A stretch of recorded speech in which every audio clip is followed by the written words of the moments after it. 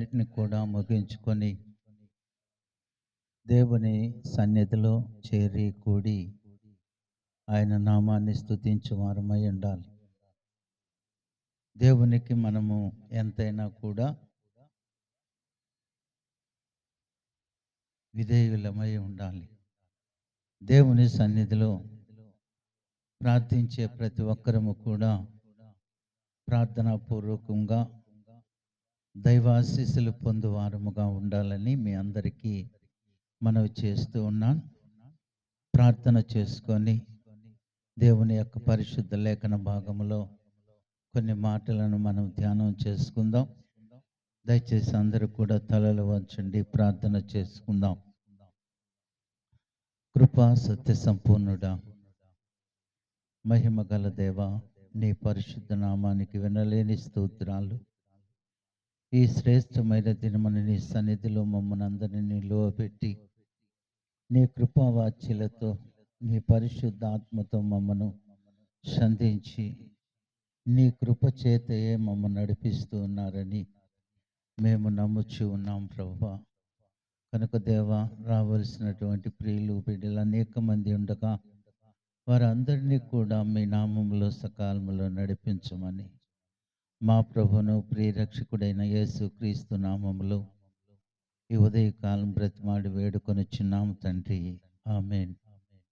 దయచేసి గమనించండి, దేవుని సన్నిధిలో చేరినటువంటి మనమందరము కూడా చాలా భయముతోనూ భక్తితోనూ దేవుని సన్నిధిలో ఉండాలి.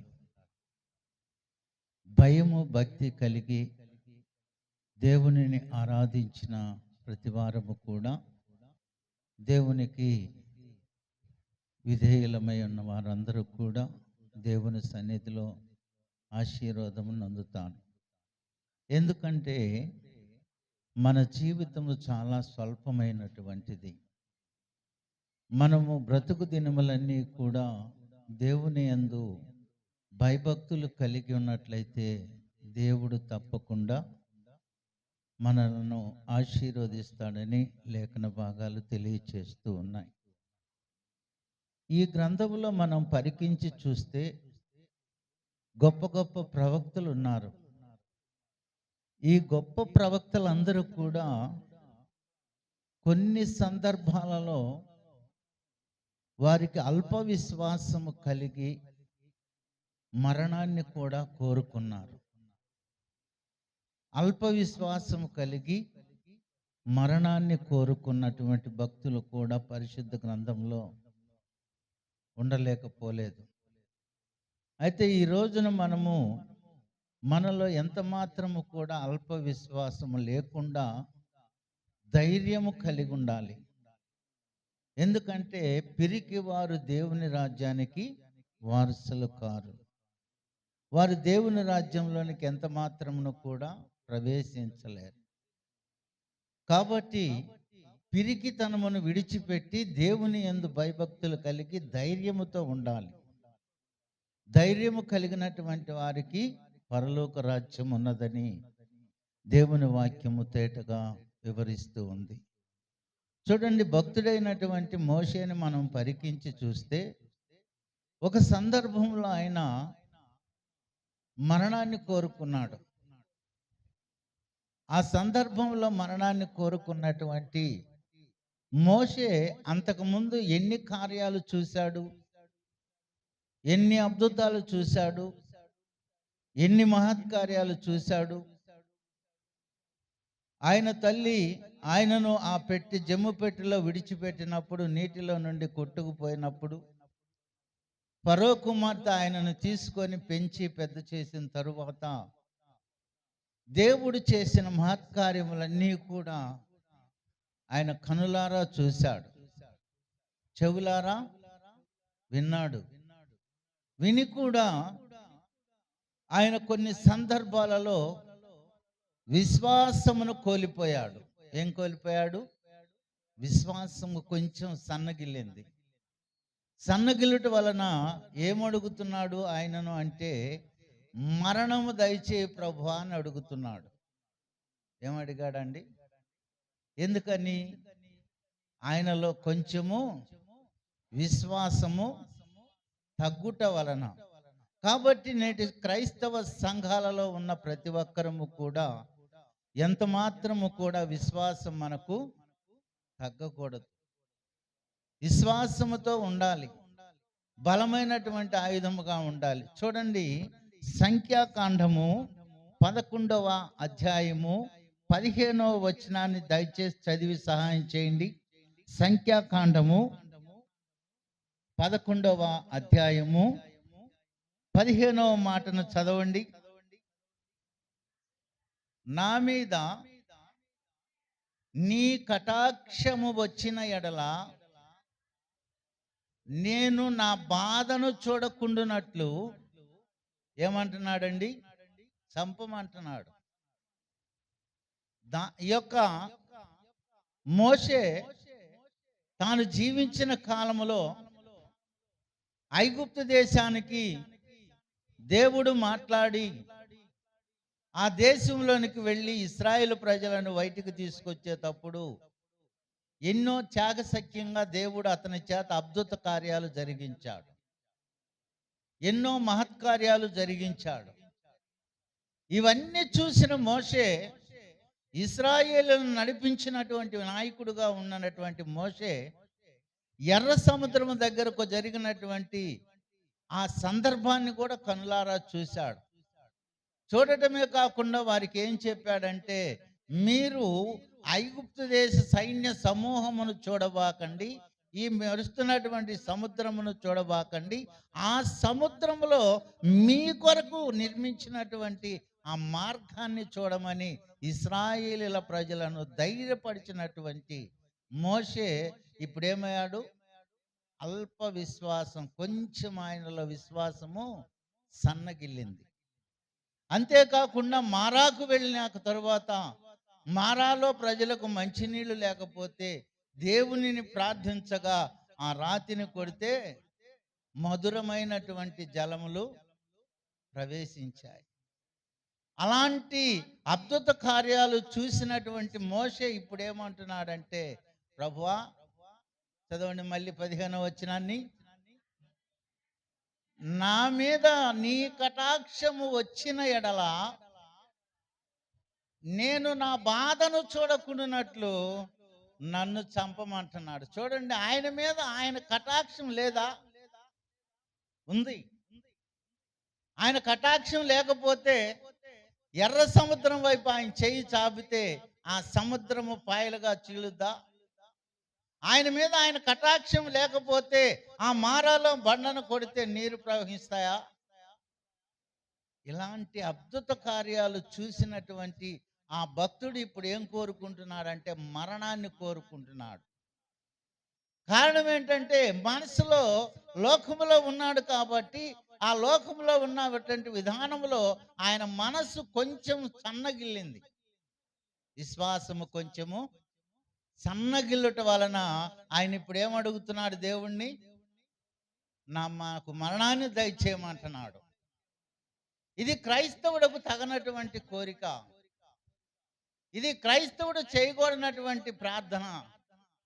ఇది అడగనటువంటి మాటను మోషే ఇవన్నీ తెలిసి కూడా అడిగాడు. అంటే కారణం ఏంటి? ఈ రోజున క్రైస్తవ సంఘాలలో కూడా క్రైస్తవ విశ్వాస అయినటువంటి మనం అందరము దేవుని సన్నిధిలో ఎలా ఉండాలంటే నమ్మకమైన వారముగా ఉండాలి. మన నమ్మకములో ఎంత మాత్రం కూడా సన్నగిల్లకూడదు.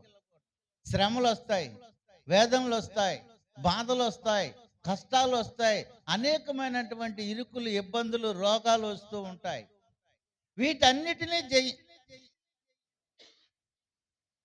వీటన్నిటిని కూడా జయించిన వాడే క్రైస్తవుడు. ఇవన్నీ కూడా జయించాలి. వీటన్నిటిని కూడా ఎదిరించినప్పుడే నువ్వు ధైర్యంగా దేవునిలో నిలవబడగలుగుతావు. మరి మోషే ఇవన్నీ కూడా జయించుకుంటూ వచ్చాడు. కానీ అల్ప విశ్వాసముతో ఏమడుగుతున్నాడు? మరణాన్ని అడుగుతున్నాడు.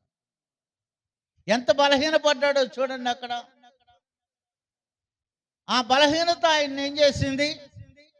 కానాను దేశంలోనికి ప్రవేశించకుండా ఆపడానికి కారణమైంది.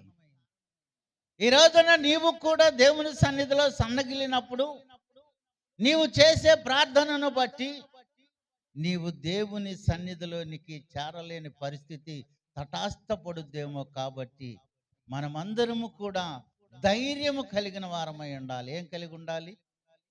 ధైర్యం ఉండాలి. ధైర్యము సడలకూడదు. క్రైస్తవుడికి ఎన్ని శ్రమలు వచ్చినా, ఎన్ని బాధలు వచ్చినా, ఎన్ని కార్యాలు వచ్చినా ధైర్యముతో ఉండాలి అని బైబిల్ మనకు బోధిస్తూ ఉంది. బైబిల్ చెప్పినటువంటి మాటను మనం అనుసరించాలా వద్దా? బైబిల్ అనుసారంగా మనము నడవవలసినటువంటి వారమై ఉన్నాం.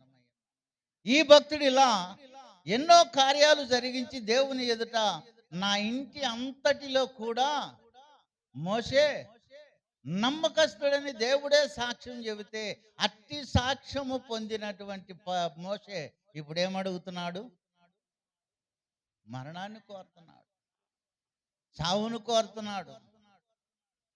మరి మనం కూడా మన ప్రార్థన ఫలించినప్పుడు, మనం అనుకున్నటువంటి కార్యాలు జరగనప్పుడు, మనకు శోధన అధికమైనప్పుడు మనం కూడా ఏం చేస్తామంటే, నాకు ఈ ప్రాణం ఎంతకాలం ఇసుకుపోతున్నాను, నేను కూడా మరణిస్తే బాగుండి ఎన్ని చూడకుండా పోతాను అనుకుంటావు. తప్పు. క్రైస్తవు నోట ఆ మాట రాని ఎన్ని శ్రమలైనా ఎదుర్కొన్నవాడే క్రైస్తవుడు. ఈ శ్రమలన్నిటినీ జయించిన వాడే క్రైస్తవుడు. అందుకనే ప్రకటన గ్రంథంలో 2వ అధ్యాయం 10వ వచనంలో ఇక్కడ పరమజ్ఞాని అయినటువంటి ఆ యొక్క యోహాను మాట్లాడుచు ఉన్నాడు. చూడండి, ప్రకటన గ్రంథము 2వ అధ్యాయము 10వ వచనంలో అంటాడు కదా, ఇదిగో మీరు శోధింపబడకుండానట్లు అపవాది మీలో కొందరిని చెరలో వేయించబోచున్నాడు. చూడండి, ఇది ఒక పాయింట్. ఈ లోక నియంత అయినటువంటి అపవాది ధైర్యముగా విశ్వాసముగా జీవిస్తున్న ప్రతి క్రైస్తవుని కూడా వాడు శోధిస్తూ ఉంటాడు, కదిలిస్తూ ఉంటాడు, ప్రార్థన చేయకుండా ఆపుతాడు, దేవుని దగ్గరికి వెళ్లకుండా ఆపుతూ ఉంటాడు. ఇలాంటివన్నీ కూడా ఈ లోకంలో మనము జయించే వారముగా, అపవాదిని నెట్టేవారముగా ఉండాలి, శక్తి కలిగి ఉండాలి. అపవాదిని త్రోసివేసే వాడిముగా ఉండాలి, ధైర్యముతో. కొంచెము నీవు బలహీనురాలివైనా లేక బలహీనుడవైనా, మోషే వలె నాకు మరణాన్ని దయచేయమని అడిగినా నీవు పొందవలసినటువంటి కృపను పోగొట్టుకున్న దానవవుతున్నావు. చదవమ్మా, ఆ మాటను పూర్తి చేయండి. ఇదిగో మీరు శోధింపబడినట్లు అపవాది మీలో కొందరిని చెరలో వేయించబోచున్నాడు. 10 దినములు మీకు శ్రమ కలుగును. ప్రాణము చదవమ్మా, మరణము వరకు. ఎప్పటి వరకు నమ్మకంగా ఉండాలి? మనము చనిపోయేదాకా కూడా ఎవరికి నమ్మకంగా ఉండాలి? దేవునికి నమ్మకంగా ఉండాలి. దేవునికి నమ్మకంగా ఉండాలి. కాబట్టి మనం మరొక ప్రవక్తను చూసుకొని నా సమయాన్ని నేను దైవ సేవకులకి ఇస్తాను. మరి చూడండి, ఈ యొక్క ఉదయకాలంలో ఒక ప్రవక్త మరణాన్ని అడిగి ఏం కోల్పోయాడు? ఇప్పుడు చెప్పండి. విశ్వాసము సన్నగిల్లి కానాను దేశాన్ని చూడకుండా, కళ్ళతో చూశాడు కానీ ప్రవేశించకుండా కోల్పోయాడు. అక్కడ మరణించాడు. ఎక్కడ? మోయాబు దేశంలో, మోయాబు పర్వతముల మధ్యలో ఆయన మరణించాడు. మరొక భక్తుని చూపించి నేను ముగిస్తాను. ఎందుకంటే దైవ సేవకులు, స్థానిక సంఘ కాపరి మన మధ్యలో ఉన్నాడు కాబట్టి ఆయనకు సమయాన్ని ఇవ్వాలి కదా. చూడండి, ఏలియా అనేటువంటి ఆయన చాలా గొప్ప ప్రవక్త. అతని గురించి బైబిల్లో చరిత్ర అసలు లేదు. ఏలియాను గురించి, తను ఏ ప్రాంతవాసి, వారి తల్లిదండ్రులు ఎవరు, ఆయన పుట్టు పూర్వత్వాలు ఏమిటి అనేటువంటి సందర్భాలు ఎక్కడ రాయబడలేదు. అయితే రాజుల గ్రంథంలో మటుకి 17వ అధ్యాయం మొదటి వచనంలో చూస్తే అతను గిలాదు వాడని రాయబడి ఉంది. అంతటా గిలాదు కాపురస్తుల సంబంధియును ఆ, సిప్తీయుడైన ఏలియా అంతవటికే రాయబడి ఉంది. ఇక ఆయన జీవితం ఎక్కడ కూడా ఏలియాకి ఒక చరిత్ర లేకుండా రాశాడు. అయితే దేవుడు ఏలియా పట్ల ఎన్నో ఎన్నో ఎన్నో గొప్ప గొప్ప కార్యాలు చేశాడు. ఎన్నో చెప్పరానటువంటి గొప్ప కార్యాలు చేశాడు. ఏలియాను దేవుడు అక్కడి నుండి వెలుపలకు తీసుకొని వచ్చి ఆ యొక్క యొర్దాను నదిలో ఉండమన్నాడు. అక్కడ ఉన్న తరువాత ఆయన ప్రార్థన చేయమన్నాడు. ఆ ప్రాంతం అంతా 3.5 సంవత్సరములు ఏం పడలేదు, వర్షము కానీ మంచు కానీ పడకుండా చేశాడు. ఆయన చేసిన ప్రార్థనను బట్టి దేవుడు ఆయన చెప్పినట్టుగా ఆ ప్రాంతాన్ని అంతా కూడా వర్షం లేకుండా, ఆ ప్రాంతంలో మొలకైనా మొలవకుండా ఆపగలిగే సామర్థ్యం కలిగిన ప్రార్థన ఆయన దగ్గర ఉంది. అంత విశ్వాసము కలిగినటువంటి ఆ ప్రవక్త కొన్ని సందర్భాలలో ఆయన కూడా జారిపోయాడు. ఆయనకు కాకోలముతో దేవుడు ఆహారాన్ని సమకూర్చాడు. ఇదవరాలి ఇంట ఆహారమును సమకూర్చాడు. అంతేకాకుండా ఆయన మళ్ళీ ప్రార్థించగా మళ్ళీ ఏమొచ్చింది, వర్షం పడింది, మళ్ళీ మంచు కురిసింది. ఆ దేశంలో సస్యశ్యామలమైనటువంటి పంటలు విస్తారంగా పండినాయి. ఆయన ప్రార్థన అంత గొప్ప విశ్వాస సహితమైన ప్రార్థన. యాకోబు అంటాడు, ఏలియా కూడా మన వంటి స్వభావము కలిగిన మనుష్యుడే. అయితే ఈయన చరిత్ర రాయబడలేదు పరిశుద్ధ గ్రంథంలో. ఈయన చేసిన కార్యములు చేశాడు.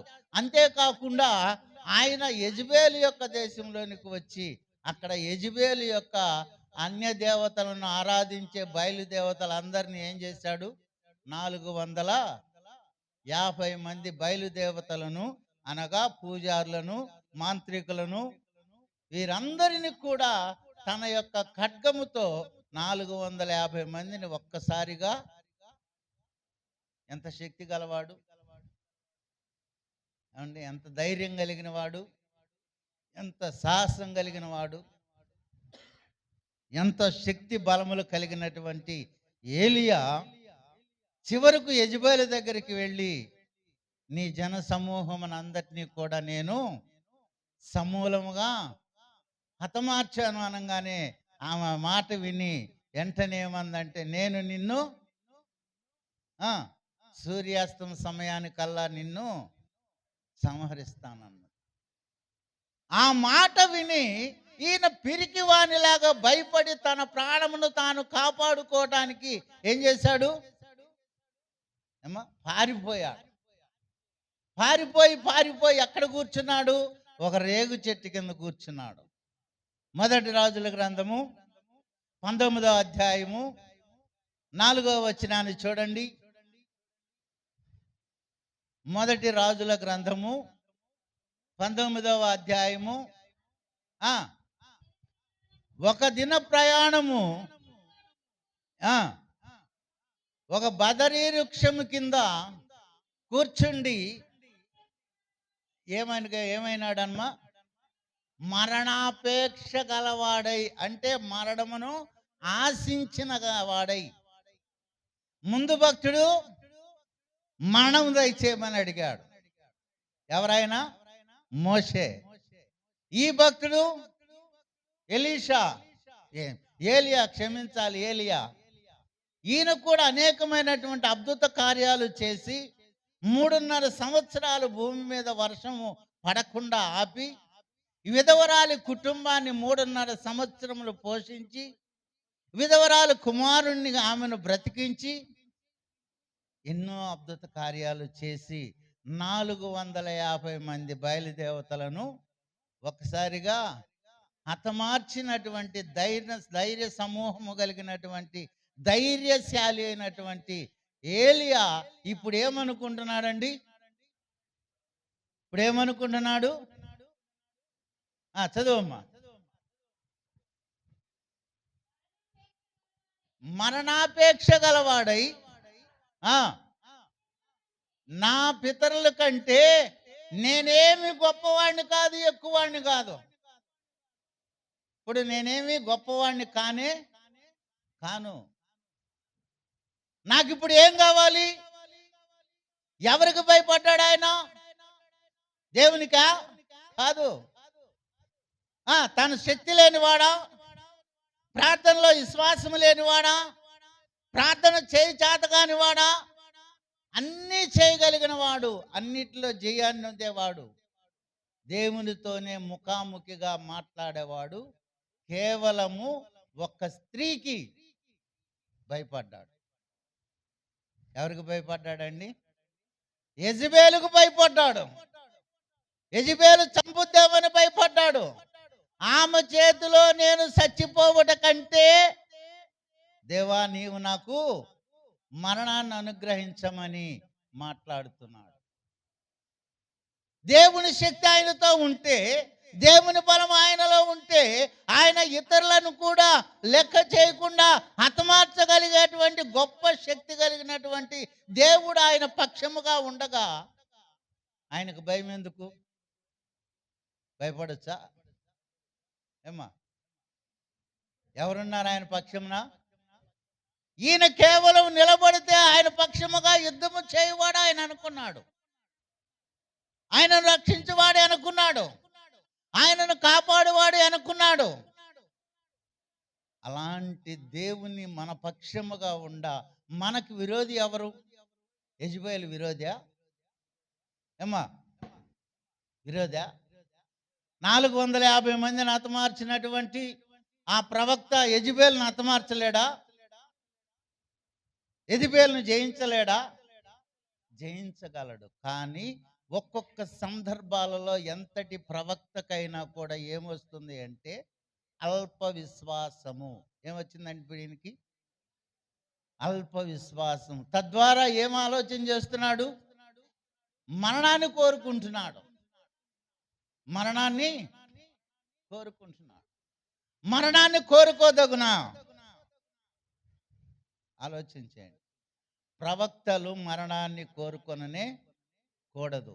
కాబట్టి ఈరోజు క్రైస్తవులు కూడా ఎప్పుడు మరణాన్ని ఆశించకూడదు. శ్రమను జయించాలి, తిరుగుబాటును జయించాలి, దేవుని సన్నిధిని దేవుని పొందుకునే వారిగా ఉండాలి. కానీ ప్రభువా నాకు మరణాన్ని అని మాత్రము ప్రార్థించకూడదు. ఎవరు? ముఖ్యంగా క్రైస్తవులు. దేవుని యొక్క శక్తిని ఎరిగిన వారు, దేవుని బలమును ఎరిగిన వారు, దేవుని కృపను ఎరిగిన వారు, దేవుని సన్నిధిలో బ్రతుకుచున్నటువంటి వారు, దేవుని కృపలో ఎదుగుచున్నటువంటి మనము ఎంత మాత్రము కూడా అల్ప విశ్వాసులుగా ఎప్పుడు కూడా దేవుని సన్నిధిలో నాకేం కావాలని అడగకూడదు. ఏమా, మరణము కోరుకోకూడదు. యెహోవా ఇచ్చిన ప్రాణము, యెహోవా పెట్టిన దీపము, ఇది యెహోవాయే తీసుకుంటాడు. ఆయన ఆ సమయం వచ్చినప్పుడు, ఆ గడియ వచ్చినప్పుడు ఆయనే తొలగిస్తాడు, ఆయనే విడిపిస్తాడు. అంతగాని మనం తొందరపడకూడదు. కాబట్టి ఇక్కడ మోషే తొందరపడి ప్రాణాన్ని తీసుకోమంటున్నాడు. మోషే చేసిన అద్భుతాలు ఆయనకు తెలియదా? మోషే గారికి తెలుసు. కానీ అల్ప విశ్వాసం అడ్డుపడి ఆయన ఏమడిగాడు? మరణాన్ని అడిగాడు. అలాగా ఇప్పుడు ఏలియాను చూస్తే, ఏలియా భక్తుడు కూడా ఏంటి, ఎలా ఉన్నాడండి? ధైర్యంగా ఉండవలసినటువంటి ఏలియా ఇప్పుడు ఏమయ్యాడు? పిరికితనముతో జారిపోయాడు. జారిపోయేమంటున్నాడు? పారిపోయి ఈ యొక్క యెజబెలుకు భయపడి తన ప్రాణమును తీసుకొని, నా పితరుల కంటే నేనేమి గొప్పవాడను కాను, నా ప్రాణము తీసుకో ప్రభు అని ప్రాధేయపడుతున్నాడు. దేవుడు తీసుకుంటాడా? ఆయనతో ఇంకా చాలా పని ఉంది, చాలా జరిగించాలి. అందును బట్టి ఆ యొక్క దేవుడు ఆయన మనవిని ఆలకించకుండా అతనికి జీవాహారమును పంపించాడు. ఎక్కడి నుండి? ఎక్కడి నుండి? ఆయన కాకోలంతో పంపించాడు. దూతల చేత క్యారేజీ ఇచ్చి పంపించాడు. ఇది తిని నీవు చేయవలసిన పని చాలా ఉన్నది కాబట్టి ఆ పని చేయటానికి నీవు శక్తిమంతుడవై ఆ, నీవు సజీవునిగా జీవించాలని చెప్పి దేవుడు ఆయనను ఆశీర్వదించాడు. కాబట్టి ప్రతి క్రైస్తవురాలు కూడా ఈ విషయాన్ని, ఈ సందర్భాలను గుర్తుపెట్టుకొని దేవుని సన్నిధిలో మనం ఏం అడగాలి, ఏం కావాలి, మనకి ఏం అడగకూడదో ఈ ప్రవక్తల ద్వారా మనకు తెలియజేసినటువంటి దేవాది దేవునికి ఉదయకాలం ఎంతైనా మనము కృతజ్ఞతాస్తుతులు అర్పించుచు ఆయన నామాన్ని గణపరచాలని ప్రభు పేట మీ అందరికీ మనవి చేస్తూ నా మాటలు ముగిస్తున్నాను. ప్రభు కొద్ది మాటలు తనవు నికిడిలో దీవించి ఆశీర్వదించునుగాక. ఆమేన్. ప్రార్థన చేసుకుందాం. కృపా సత్య సంపూర్ణుడా, మహిమగల దేవ, నాయన పరిశుద్ధ గ్రంథంలో ఇరువురి భక్తులు మీ సన్నిధిలో చేసినటువంటి ప్రార్థనలు, వారు నాయన మరణాన్ని కోరుకున్నారు ప్రభువా. అట్టి మరణమును కోరుకున్న మొదటి భక్తుడు తాను చేరవలసినటువంటి స్థలములోకి చేరలేక ఆ మోయాబీ ప్రాంతంలో నాయన తను కన్నుమూసి తను ఈ లోకాన్ని విడిచాడు. మరొక భక్తుడు అదేవిధంగా నా పూర్వీకుల కంటే నేనేమి గొప్పవాడను కానని ప్రార్థనలో ప్రార్థించినప్పుడు దేవా, ఆ భక్తుడిని మరణానికి అప్పగించకుండా నీ సేవలో బలముగా ఆయుధముగా వర్ధల చేసుకొని అతని ద్వారా అతని స్నానములో మరొక ప్రవక్తను నియమించి మీరు ఆయన మీ సన్నిధికి చేర్చుకున్న రీతిని బట్టి అలాంటి విశ్వాసమును మీరు మాకు అనుగ్రహించమని మా ప్రభును ప్రియరక్షకుడైన యేసు క్రీస్తు వారి యొక్క శ్రేష్టమైన నామములో అడిగి ప్రార్థన చేస్తూ ఉన్నాము తండ్రి. ఆమేన్, ఆమేన్, ఆమేన్.